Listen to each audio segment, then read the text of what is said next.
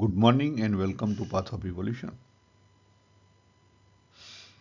આપણે અધ્યાય 5 ઉપર ચિંતન કરી રહ્યા છીએ.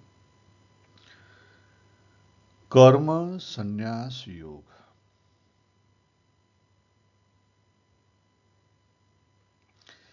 કર્મ વિશે કેટલીક ભગવાને જે રિયાલિટીની વાત કરી છે એના આપણે ફરી રીકેપ કરી લઈએ. પહેલી રિયાલિટી ભગવાને વાત કરી કે આ જીવનની અંદર કર્મ કર્યા વગર જીવન ચાલશે નહીં.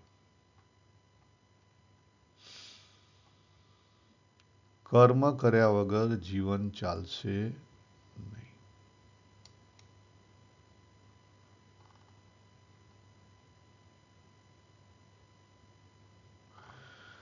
તો પછી શું કરવું? ત્રીજા અધ્યાયનો 5મો શ્લોક. બરાબર. કર્મ તો થશે જ. ભગવાને ત્યાં ક્લિયરલી કહી દીધું કે કર્મ કોના દ્વારા થઈ રહ્યું છે? પ્રકૃતિ અને પ્રકૃતિના ગુણો દ્વારા, પ્રકૃતિના સ્વભાવ દ્વારા.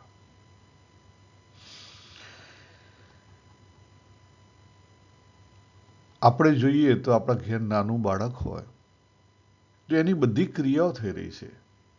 ક્રિયાઓ થઈ રહી. જો શબ્દ યાદ રાખો, કર્મ અને ક્રિયામાં ફેર છે. ક્રિયાની સાથે જ્યારે હુંપણાનો ઈગો જોડાય ત્યારે કર્મ બને, નહીં તો ક્રિયા રહે. આપણે જમીએ છીએ અને આપણું પાચન થાય છે, એ ક્રિયા છે. કારણ કે એમાં આપણે હું પાચન કરું છું એવું અભિમાન ધારણ નથી કરતા. આપણું એજિંગ થઈ રહ્યું છે, ક્રિયા છે.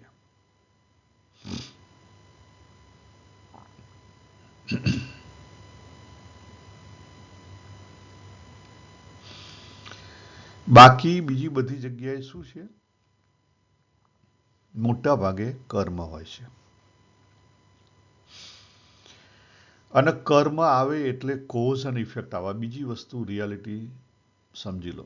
જ્યારે કર્મ થશે ત્યારે એની કોઝ અને ઇફેક્ટ આવશે જ, અને એ તમારે ભરપાઈ કરવી પડશે જે હશે. હવે આમાં ભગવાન કઈ જગ્યાએ ઇન્વોલ્વ થાય છે એની વાત ભગવાને 5મા અધ્યાયની અંદર કરી દીધી. 5મા અધ્યાયના 14મા શ્લોકમાં અને 15મા શ્લોકમાં 5 બાબતો ભગવાને બતાવી. ટોટલ 5 બાબતોની વાત કરી ભગવાને કે પરમાત્મા કોઈના કર્મ, કર્તૃત્વ, કર્મ ફળ સંયોગ, પાપ કર્મ કે પુણ્ય કર્મમાં ભાગ લેતા નથી. જો હું ફરી રિપીટ કરું, પરમાત્મા કોઈના કર્મ, કર્તૃત્વ, કર્મ ફળ સંયોગ, પાપ કર્મ કે પુણ્ય કર્મમાં ભાગ લેતા નથી. અને આપણે આગળ જોયું હતું. તો પછી પાપ ધોવા માટે ભગવાન ભજીએ છીએ એનું શું સમજવું? બરાબર. એ આપણે અહીંયા નહીં ચર્ચીએ, આગળ ચર્ચેલું છે.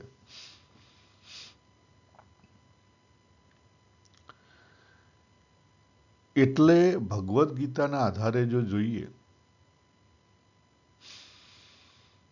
તો આ જે કર્મ નામની પેદાશ છે એ આપણી પોતાની પેદાશ છે. કર્તૃત્વ નામની પેદાશ છે એ પણ આપણને બતાવવામાં આવેલી પેદાશ છે. હવે કર્તૃત્વ ક્યારે લાગે એને પણ આપણે સમજી લઈએ. કર્તૃત્વ ક્યારે લાગે એને પણ આપણે સમજી લઈએ. જીવનની અંદર સમષ્ટિ દ્વારા ક્રિયાઓ થઈ રહી છે. જીવનની અંદર જીવન આપણે જીવી રહ્યા છીએ અને જીવન જીવી રહ્યા છીએ એના ભાગરૂપ સમષ્ટિ દ્વારા ક્રિયાઓ થઈ રહી છે.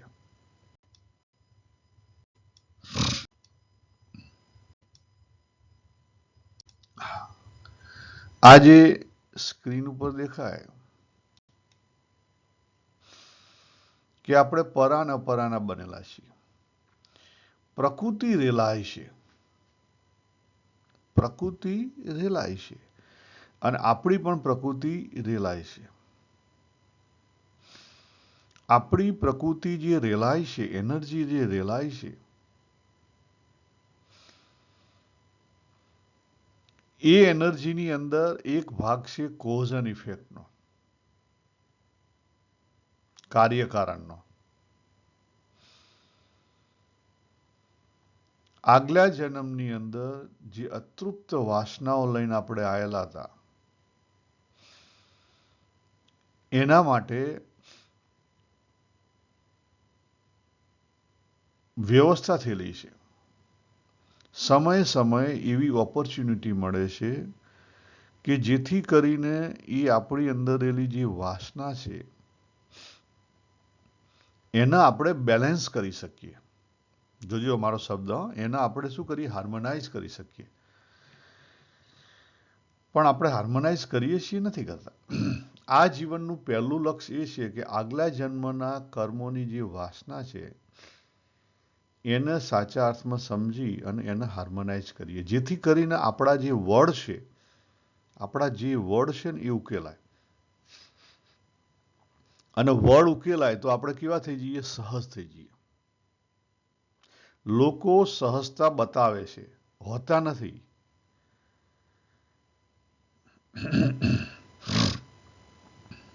લોકો સહજતા બતાવે છે, હોતા નથી.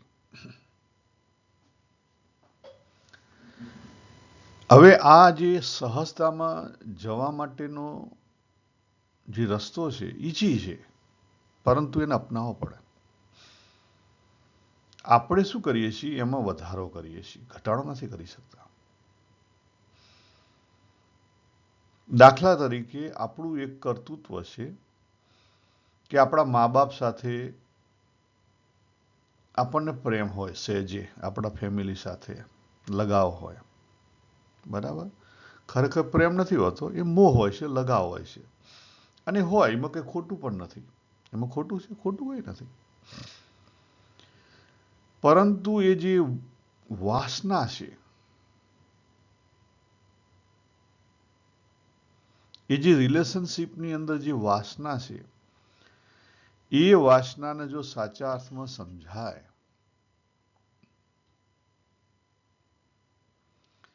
તો આપણે કર્તૃત્વ એ રીતે કરવાનું છે કે જેથી કરીને એ જે વાસના છે, આપણી વાસના હાર્મોનાઇઝ થાય. એમાંથી નવી વાસના નથી ઊભી કરવાની. આપણાથી થાય છે શું? આપણાથી નવી વાસના ઊભી થાય છે. જો અહીંયા છેલ્લું જે સ્ટેપ છે એ 12ના માટે છે. આપણે જીવનમાં જે 12 સાથે જે આપણા સંબંધો છે, આપણી ફેક્ટરી છે, આપણો ધંધો છે, આપણી જોબ છે, બરાબર? પછી આપણી સત્તા છે, આપણી પોઝિશન છે, આ સાથે આપણો જે લગાવ હોય ખોટું છે? ખોટું નથી. અને એ લગાવની અંદર આપણું એક કર્તૃત્વ છે. એક બાજુ લગાવ છે, બીજી બાજુ આપણું કર્તૃત્વ છે. જો આપણે અંતરદ્રષ્ટિ કરી અને એ જે આપણો લગાવ છે, આપણો મોહ છે,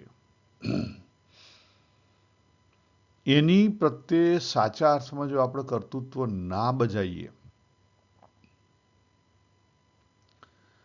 સાચા અર્થમાં આપણે કર્તૃત્વ ના બજાવીએ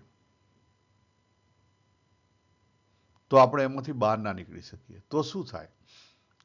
દરેક જગ્યાએ હું તમને એક એક્ઝામ્પલ આપતો જાઉં.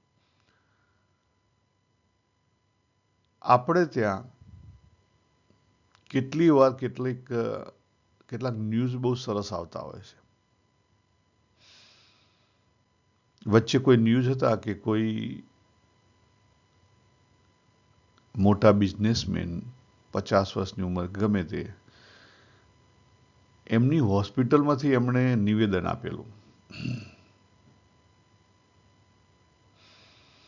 એમણે વાત કરેલી કે કંઈક કરોડોની એમની પોતાની પ્રોપર્ટી એમને ઊભી કરેલી.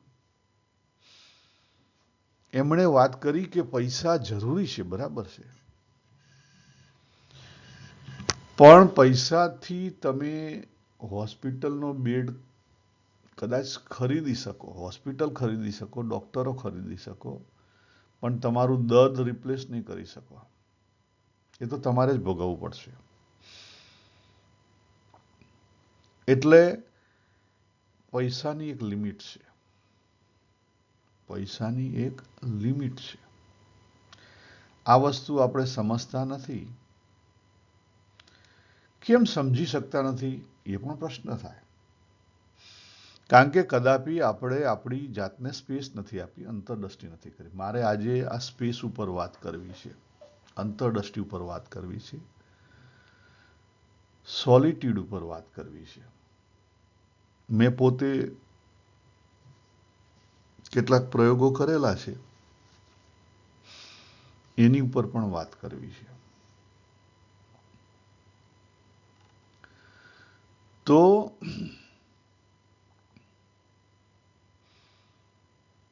માણસ છે એ જ્યાં સુધી એકની એક વસ્તુમાં ગૂંચવાઈ રહે તો ઘણીવાર આપણને એવું કહેવાય છે, મનોવૈજ્ઞાનિક એવું કહે છે કે આપણા મનને ચેન્જ જોઈએ. તો જે ધંધો કરનાર છે એના મનને ચેન્જ નહીં આપતા હોય તો પછી એ મન એમાંથી કંટાળી નહીં જતું હોય? તો એનો જવાબ એક જ છે, આ મોહ. એની અંદર પણ એ વેરાયટી શોધી લે. અને જ્યાં સુધી મોહ ઘટે નહીં, મનનો મોહ ટળે નહીં, એક ફેક્ટરી બીજી ફેક્ટરી વધારે, ખ્યાલ ત્યાં સુધી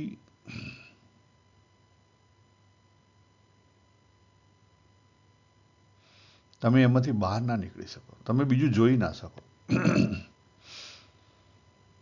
આ જે મોહનું આવરણ, વાસનાનું આવરણ, વાસના અને મોહ ખરાબ છે, ખરાબ નથી. પરંતુ એમાં આપણે જેમ છે તેમ આપણું કર્તવ્ય બજાવી શકતા નથી. આપણા બાળકો છે, જો નાનું બાળક તમારા ત્યાં આવે, અમારા ત્યાં શાંતિ આવી, હજી 4 મહિનાની થઈ છે નાની, તો એને કંઈ થાય તો રડે, કંઈ થાય તો રડે. એટલે તમે ગમે તે કામ કરતા હો તો સહેજે તમને અંદરથી ફોર્સ આવે મદદરૂપ થવાનો. શું કરવાનો? મદદરૂપ થવાનો. કારણ કે એ જે જીવ છે એને કંઈક તકલીફ છે. એ જે જીવ છે એને કંઈ તકલીફ છે. એટલે સહેજે આપણો જે અંદરનો જે સ્વભાવ છે એ અનુકંપા આવે. અહીંયા મોહ નહીં આવે, અનુકંપા આવશે.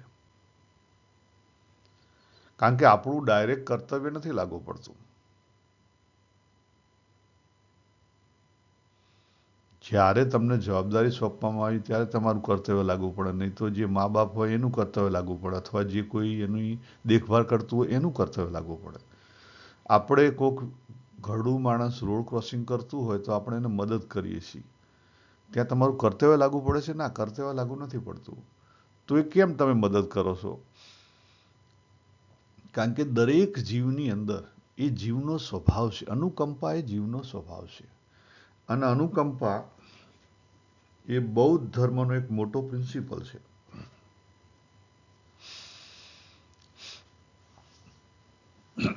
માણસની અંદર જીવ લેવલે અમુક જીવના સ્વભાવો છે. પછી જીવના સ્વભાવો આપણે દબાઈ જાય છે. હવે એ જ રીતે તમારા મા બાપ હોય તો પછી ત્યાં તમારું કર્તવ્ય લાગવું પડે. મા બાપને મદદરૂપ થવા ઉંમરવાળા હોય તો ત્યાં આપણું કર્તવ્ય લાગવું પડે, ચોક્કસ.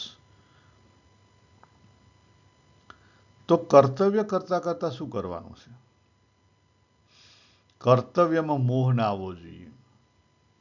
કર્તવ્યમાં મોહ ના આવવો જોઈએ. અને કર્તવ્ય કરો તો આગળના જે વાસના છે, એ જે દેવું છે, એ દેવું ભરપાઈ થઈ જાય. આગળની વાસના રૂપી જે આપણી પાસે દેવું છે ને ભરપાઈ થઈ જાય.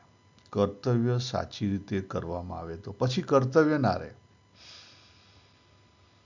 પછી કર્તવ્ય રહે નહીં. આપણે ખોટું કર્તવ્યનું લઠ્ઠું પકડીએ છીએ.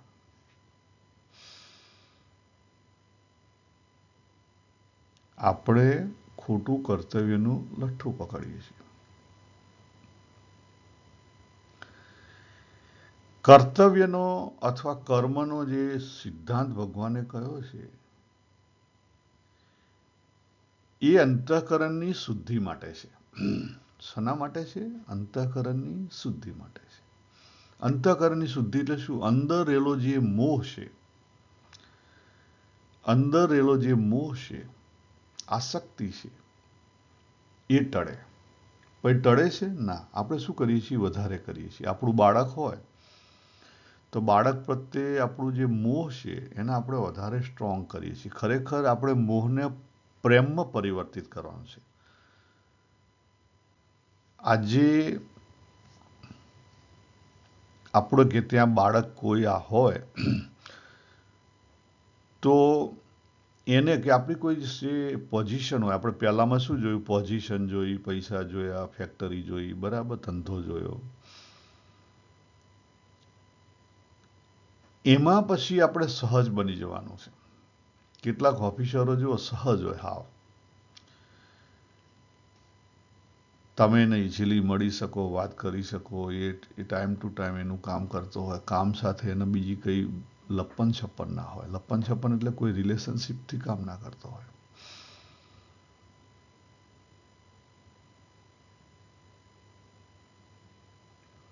તો સમજી લો કે એને સત્તાનો મોહ ઉતરી ગયેલો છે. એટલે સત્તામાં એનું જે કર્તવ્ય છે એને લઈ અને એનો મોહ રહ્યો નથી. પણ એવા મળવા અઘરા છે. મળે છે, નથી હોય તો એમ નહીં, પણ મળવા અઘરા છે. L3 ઉપર શું છે? માણસ છે. L3 પર બોડી લેવલ એટલે માણસ. માણસના બધા સંબંધો આવે. એટલે આપણને આપણા બાળક પ્રત્યે પ્રેમ હોય, બરાબર છે, ખોટું નથી. પણ એમાં જો મોહ હશે, મોહથી પ્રેમમાં જવાનું છે. મોહની ખબર કેવી રીતે પડે કે મોહ છે ને પ્રેમ છે? આપણે આપણા બાળક માટે આપણી જાત ઘસી નાખતા હોઈએ, પરંતુ સાથે આપણે એક્સપેક્ટેશન રાખીએ કે એ આમ જ કરે. ગયા. તમે મોહની અંદર છો. કોઈ પણ જાતના એક્સપેક્ટેશન વગર એને જ્યાં જરૂર હોય ત્યાં તમે તમારાથી થતી મદદ કરો અને એ જેવો છે તેવો એને એક્સેપ્ટ કરો. જોજો શબ્દ, જેવો છે તેવું એને એક્સેપ્ટ કરો. આપણે તો કેવું હોય, નાનપણથી જે બાળકને એને સંગીત ફાવતું હોય, એને સંગીતમાં રસ હોય, આપણે પછી એને મેથેમેટિક્સ ભણાવીએ, કાં પછી બાયોલોજી ભણાવીએ કે સાયન્સ ભણાવીએ. ના, તારે તો ડોક્ટર થવાનું છે, ના તારે તો એન્જિનિયર થવાનું છે. પતી ગયું. એ બીજ છે, એ લીમડાનું બીજ આવેલું છે સંગીતકાર થવા માટે. સંગીતકારનું બીજ આવેલું છે અને તમે પછી એને ફેરવો છો ડોક્ટરમાં. પછી આખી જિંદગી ના સંગીતકાર થઈ શકે કે ના ડોક્ટર થઈ શકે. તમે તમારું તો બગાડ્યું, એનું બગાડ્યું. વિચાર કરજો.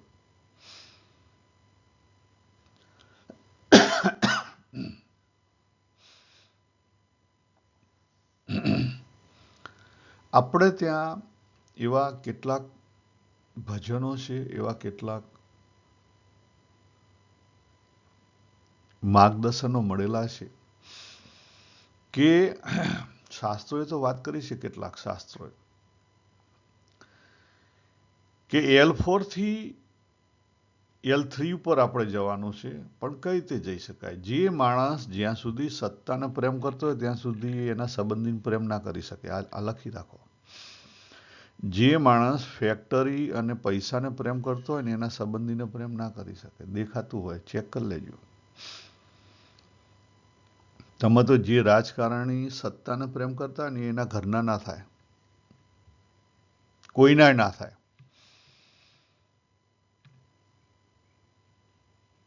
એ કોઈનો ના થાય. આપણે ત્યાં 3 પ્રકારના સાધકો. પહેલા રાજા જનક જેવા અષ્ટાવક્ર ગીતા શબ્દ પકડે અને ચેન્જ થઈ જાય. બીજા ઘણા બધા હશે આવા, પણ આ એક એક્ઝામ્પલ. બીજા અર્જુનજી જેવા કે ભગવાન કૃષ્ણને ઘણી બધી મહેનત કરવી પડી. 700 શ્લોક બોલ્યા ત્યારે એનું ઠેકાણું પડ્યું. કેટલા પ્રશ્નો આયા. વિરાટ સ્વરૂપ બનાવ્યું તો પણ મનણું નહીં. વિચાર તો કરો. આપણે બધા એમાં આવીએ કદાચ. બધા તો નહીં, કદાચ થોડા ઘણા. કે જેને પાછળ કોઈક ધક્કો મારે તૈયાર તો હોય, એને પોતાનો ઉદ્ધાર તો કરવો જ છે, પરંતુ કોકના ટેકાની જરૂર છે. એ જાતે નથી કરી શકતો, કરી શકે છે. એને શક્તિ નથી જાતે કરવાની, છે, પણ હજી એ ઊંઘમાંથી ઉઠવા તૈયાર નથી. અને ત્રીજો મોટો વર્ગ છે જે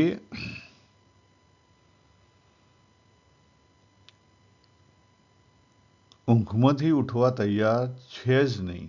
તમે એને ગમે એટલું કોઈ સામે એને ગમે તેવા સદગુરુ મળે, ગમે તેવા મળે, એ બધાને પોતાના ગ્લાસ ચડાવી અને એ નજરથી જોઈ અને એ પ્રમાણે હેડે. અત્યારે આપણી દુનિયા દેખાદેખીની દુનિયા છે. આપણે જો બધી જગ્યાએ દેખાદેખીમાં ઉતરીએ, ટીક માર્ક કરીએ. તમે એવું માનતા હોય કે આ લોકમાં તમારું કોઈ છે ને છેલ્લે અંતિમ ક્ષણે એ બધી વસ્તુ તમારી મદદરૂપ થશે, કે એ તમને મદદરૂપ થશે. કોઈ પણ વસ્તુ અંતિમ ક્ષણે તમને મદદરૂપ નહીં થાય. તમારે જાતે જ તમારી જાતને મદદરૂપ થવું પડશે. જ્યાં સુધી આત્મના તુષ્ટ ના થાય, અંદરથી તૃપ્તિ નહીં આવે, ત્યાં સુધી બહારની તૃપ્તિ કોઈ કામ નહીં કરે. આ સ્ટેટમેન્ટ છે. હવે એનું ડિટેલિંગ હું તમને કરી આપું.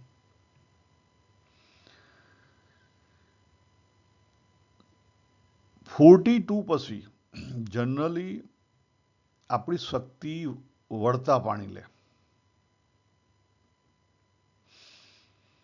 જો તમે 42 થી ઉપર ના છો, તમને ખબર હશે, પેલા ચશ્મા આવે, બધી વસ્તુમાં વળતા પાણી લે.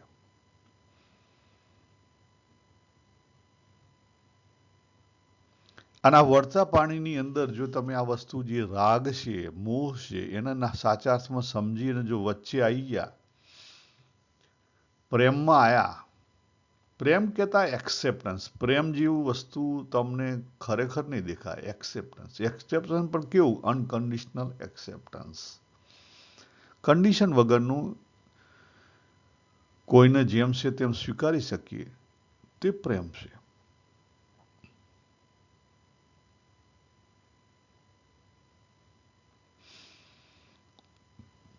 બાકી ત્યાગ ભાગ કરીએ પ્રેમ નથી. બાકી ત્યાગ ભાગ થાય એ પ્રેમ નથી, એ મોહ છે.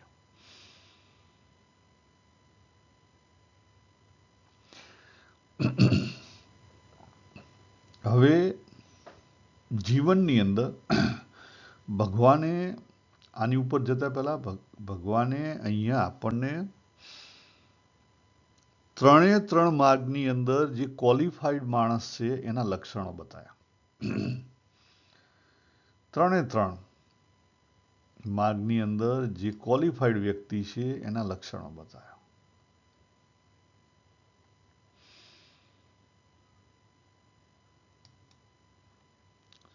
કર્મની વાત કરીને પછી ભગવાને 16મા શ્લોકથી વાત કરી જ્ઞાન અજ્ઞાનની, બરાબર.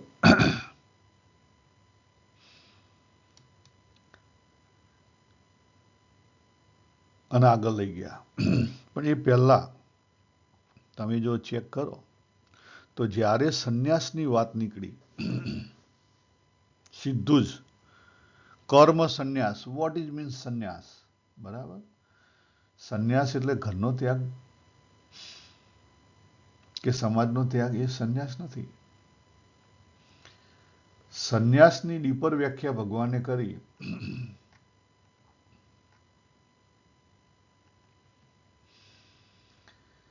કે જો તમારી રુચિ કર્મમાં છે તો કામનાનો ત્યાગ કરી દો.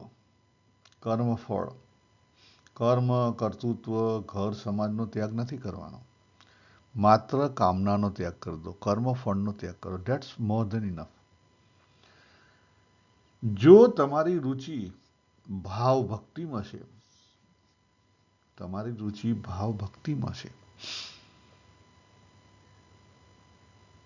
તમે ભાવથી જોડાયેલા છો, ભાવ કહેતા મમતા, તો મમતાનું મોટામાં મોટું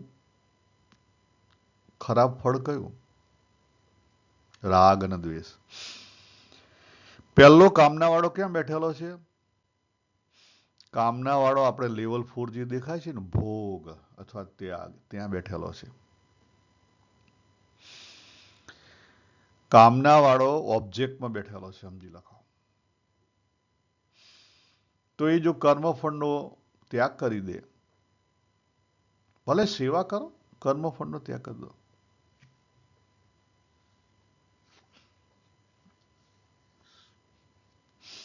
આપણને સાચી સેવા પણ કરતા નથી આવડતી.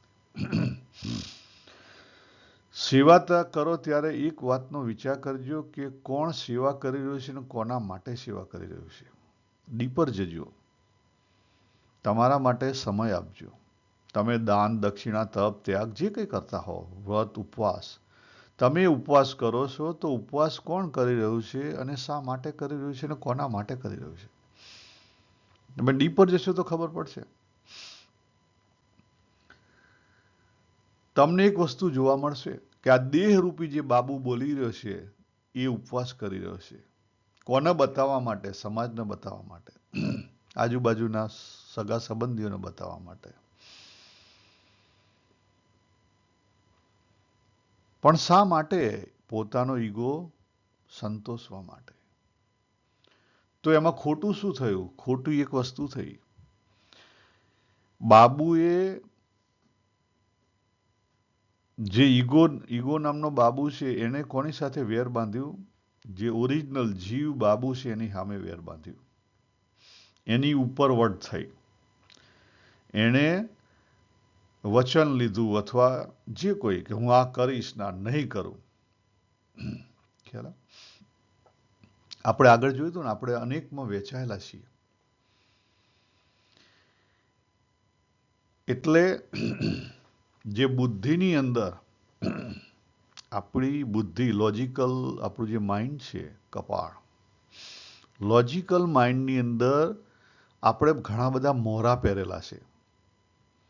હું સારો માણસ છું, હું આવો છું, પેલો છું. આપણે આ બાબુએ 1000 મોહરા પહેરેલા છે. જેવું મોહરાની જરૂર હોય ને એવું મોહરું પહેરીને બહાર આવે અને પોતાની જાતને મોટી બતાવે.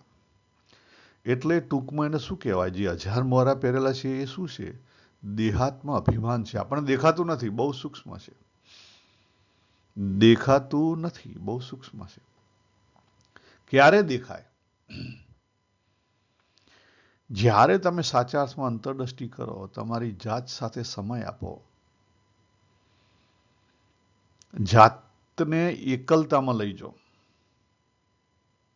આજે હું તમને છેલ્લે સોલિટ્યુડ ઉપર જ લઈ જવાનો છું. ત્યારે તમને ખબર પડે.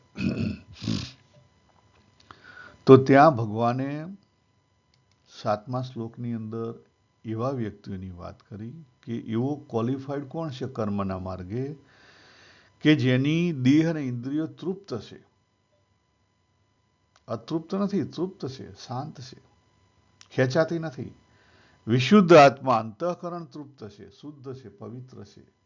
વિજિત આત્મા દેહ સરળ છે, જીવ શાંત છે, તૃપ્ત છે. આ તૃપ્તિ એ જીવનનું મોટું ફળ છે, જીવનની મોટી પ્રાપ્તિ છે. કન્ટેન્ટમેન્ટ, સંતોષ, શાંતિ અને સુખ, આ ત્રણ વસ્તુ ઉપર ફોકસ કરજો. આયારમ ગયારમ ઉપર નહીં, પરમેનન્ટ. સુખ અને દુઃખ એની ઉપર નહીં, શાંતિ ને અશાંતિ ઉપર નહીં, સંતોષ ને અસંતોષ ઉપર નહીં. કાયમી સંતોષ, કાયમી શાંતિ અને કાયમી સુખ, આની ઉપર ફોકસ કરજો. જાય નહીં એવું. એટલે જે ભાવવાળો, જેમ કેમ કે હું તો ભાવની ભક્તિ કરું, એને ચેક કરવાનું છે કેટલી હદે મમત્વમાં બંધાયેલો છે, મોહમાં બંધાયેલો છે.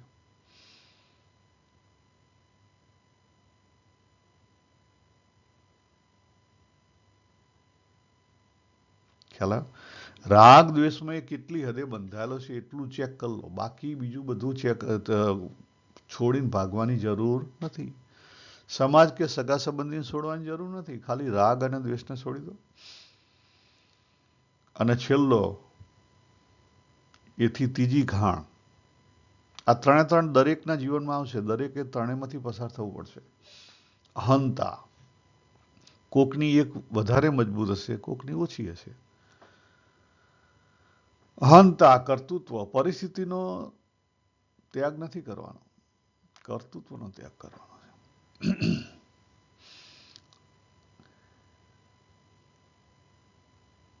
પછી ભગવાને 8મા અને 9મા શ્લોકની અંદર જે વાત કરી, એ વાત જો તમે સોલિટ્યુડમાં જો ને તો તમને ખબર પડે આપણી ક્રિયાઓ થઈ રહી છે. એટલે પહેલું આપણે જોયું કે આપણી આગળની વાસના છે એના માટે કર્તૃત્વ છે, અને એ કર્તૃત્વ બજાવીએ તો આગળની વાસનાઓ શાંત થઈ જાય, આપણું કન્ટેન્ટમેન્ટ આવે. કન્ટેન્ટમેન્ટ આવે ને પછી અંતરદ્રષ્ટિ કરીએ તો આપણને ખબર પડે કે જે ભગવાને 8મા 9મા શ્લોકની અંદર વાત કરી કે તત્વને જાણનારો સાંખ્ય યોગી જોતો, સાંભળતો, સ્પર્શ કરતો, સૂંઘતો, જમતો, ચાલતો, ગ્રહણ કરતો, બોલતો, મળમૂત્રનો ત્યાગ કરતો, ઊંઘતો, શ્વાસ લેતો, આંખો પટપટાવતો, સર્વ ઇન્દ્રિયો મિશતો હોવા છતાં સર્વ ઇન્દ્રિયો પોતપોતાના વિષયોમાં વર્તી રહી છે એમ અનુભવ કરીને, એમ ધાર્યન લખેલું છે. ધારે છે એટલું નથી, એનો અનુભવ કરી રહ્યો છે. અનુભવ કરીને એનો નિશ્ચય કેવો છે, હું કશું કરી રહ્યો નથી. અને આ ક્યારે થાય? તમે તમારી જાતને સમય સ્પેશિયલ સમય આપો અને એકલતામાં લઈ જાઓ, તો પછી તમને ખબર પડે. માઇન્ડફુલી થોડા સમય, થોડા દિવસો પસાર કરો તો ખબર પડે કે ના, આ ભગવાને વાત કરી સાચી. પણ ક્યારે સાચી થાય? એ પહેલું જ્યારે કર્તૃત્વ ઉતરી જાય પછી સાચી થાય. કર્તૃત્વ જ્યાં સુધી અંદરની વાસના છે ત્યાં સુધી આ વસ્તુ શક્ય નથી. અને ત્રીજો માર્ગ છે જે ભગવાને ભક્તિ માર્ગ માટેની વાત કરી, એ 10મા શ્લોકની અંદર વાત કરી કે બધા કર્મો પરમાત્માને અર્પણ કરી દીધેલા છે અને આસક્તિ છોડી દીધી છે. અનેક કર્મ તો કરી રહ્યો છે પણ આ બે વસ્તુ નથી. એના કારણે એ કર્મમાં લોપાતો નથી. જો હવે તમારે શું પ્રયોગ કરવો, મેં શું કર્યું, મારું શું તારણ છે, હું તમને કહું. કોવિડ આવ્યો અને ભગવાને જે ઓપોર્ચ્યુનિટી આપી અને એમાંથી થોડુંક સમજાયું કે આ આપણે જે દોડી રહ્યા છીએ, એ પહેલાં હું એક્ટિવ હતો બીએપી સ્વામિનારાયણમાં, અને અહીંયા જે બીએપી સ્વામિનારાયણનું આખું ગ્રુપ છે એમાં એક્ટિવ હતો, ખ્યાલ. પણ પછી સમજાયું કે સાલું આ બધાની કંઈ જરૂર નથી. અને જેમ જેમ અંતરદ્રષ્ટિ થઈ અને જે એકલતા, પોતાની જાત સાથે એકત્વ કર્યું, એકલતાનો ઉપયોગ કરીને એકત્વ કર્યું, પોતાની જાત સાથે અંદર જે વેચેજેલા હતા, તો 5 વર્ષ પછી હવે સમજાયું કે તમે કોઈને ફોન નહીં કરો ને તો કોઈ તમને ફોન નહીં કરે. 99%. અમુક તમારી લાઇક માઇન્ડેડ માણસો હશે, એ નો ડાઉટ તમારા કોન્ટેક્ટમાં રહેવા અથવા તમને મળશે ત્યારે એનામાં પ્રેમભાવ દેખાશે. બાકી 90% પબ્લિક, ઇન્ક્લુડિંગ આપણે પોતે પણ, 90% પબ્લિકને પોતાનામાં રસ હોય, એને બીજામાં રસ છે નહીં, અને બીજામાં કોઈને હોય પણ નહીં. મને તમારામાં શું રસ હોય? કશું નહીં. સિમ્પલ છે. તમને મારામાં ના હોય. એટલે જે સોશિયલ સર્કલની જે આપણે વાત કરીએ છીએ, કર્તૃત્વની વાત કરીએ છીએ, એમાંથી જેટલા ઝડપથી આપણે બહાર નીકળીએ ને એટલું સારું. કારણ કે એ ખાલી ખોટો દેખાવશે. સોશિયલ સર્કલ અને કર્તૃત્વની જે વાત કરીએ છીએ, એમાંથી આપણે જેટલા ઝડપથી બહાર નીકળીએ એટલું સારું. તમે બીજાને ચેન્જ નહીં કરી શકો, બીજા તમને ચેન્જ નહીં કરી શકે. તમારે ચેન્જ તમારે જાતે થવું પડશે. જેમ જેમ સમજશો ને મૂકી દેશો, એમ ઓટોમેટિકલી તમારો દૃષ્ટિકોણ બદલાઈ જશે. જેમ જેમ સમજશો અને મૂકી દેશો, એમ ઓટોમેટિકલી તમારો દૃષ્ટિકોણ બદલાઈ જશે.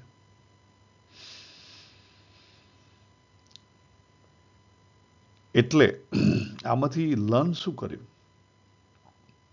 પહેલી વસ્તુ કે ભગવાને દરેકને એટલી શક્તિ આપી છે કે એકલા રહી શકાય છે. બીજી વસ્તુ કે આજે આપણે બહાર બતાવીએ છીએ એ આખું ખોટી માયાજાળ છે.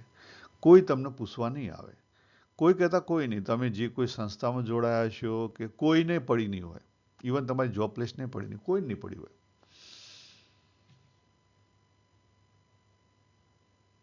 આ દુનિયામાં દરેક જગ્યાએ તમે નંબર છો, યાદ રાખો. તમારે તમારો ઉદ્ધાર જાતે કરવાનો. આત્મને આત્મના તૃષ્ટ દ્વારા, ઉદ્ધરે આત્મને આત્મના. આ બે વસ્તુ બહુ યાદ રાખો. ઉદ્ધરે આત્મને આત્મના. તમારું કદાચ સંબંધી, સગા સંબંધી, નજીકના સંબંધી કદાચ તમારી ખબર લેતા હશે, તો એમાં પણ બે ભેદ હશે. એક ભેદ જરૂરિયાતવાળાનો હશે, બીજો ભેદ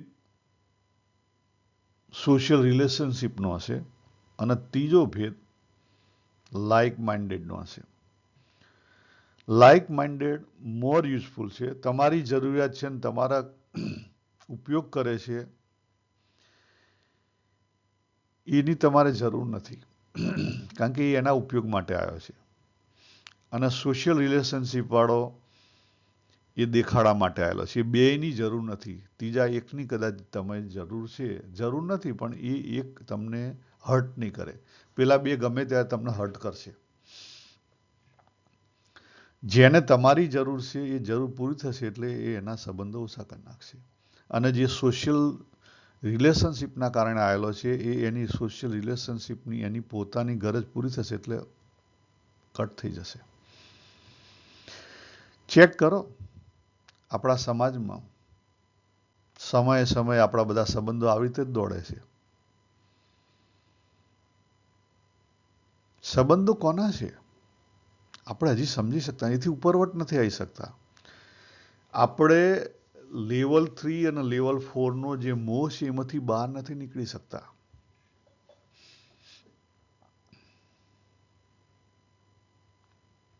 લેવલ 2નો તો આખી અલગ જ બાબત છે. તો જીવન દરમિયાન શું કરવું જોઈએ? પહેલી વસ્તુ, આ દેહ પડી જવાનો છે. સમાજ ઉપર તમે એટલા આધારિત ના રહી શકો. એટલે નાનપણથી તમે જાગી જો અને એટલીસ્ટ થોડાક તમે તમારી જાતે આર્થિક રીતે વધારે થવાની જરૂર નથી. 7 પેઢીનું ભેગું કરવાની જરૂર નથી. ખાલી તમારા આજીવન શાંતિથી જીવી શકો એ પ્રમાણે આર્થિક ઇન્ડિપેન્ડન્સ, સ્વતંત્રતા મળે એવું ભેગું કરી લો. શરૂઆતના 25-30 વર્ષ જે તમને મળ્યા છે એની અંદર. એમાં લોભ કરશો તો ગયા. લોભ કરવાની જરૂર નથી. બીજી વસ્તુ, ઇન્વેસ્ટ કરો તમે એમાં બીજું ઇન્વેસ્ટ કર્યો તમારી જે ફિઝિકલ હેલ્થ છે એની અંદર. જો પેલા શેઠ ગયા ને એ એમની ફિઝિકલ હેલ્થ ગઈ હતી પૈસાની અંદર. ત્રીજી હેલ્થ છે ઇમોશનલ હેલ્થ. અંતરદ્રષ્ટિ એ બધી વસ્તુ કરો તો તમે ઇમોશનલ હેલ્થ જે આપણે કહીએ સોલિટ્યુડમાં વધારો થાય. આપણે એકત્વથી ઉપર આવીએ અને આપણું એકત્વ આવે તો ખબર પડે કે સારું ખરેખર આપણને શાની અંદર રસ હતો ને શું કરવા આવ્યા હતા શું કરી રહ્યા છીએ. પછી રસ્તાની અંદર જ્યાં તમને લાઇક માઇન્ડેડ માણસો મળે એનો કોન્ટેક્ટ રાખજો, બીજાને રાખવાની જરૂર નથી. અને જે કોઈ વસ્તુ કરો એના માટે થોડુંક માઇન્ડફુલી કરો. સેન્સ ઓફ પર્પોઝ, કયા હેતુથી હું કરું છું એનો પહેલો વિચાર કરજો.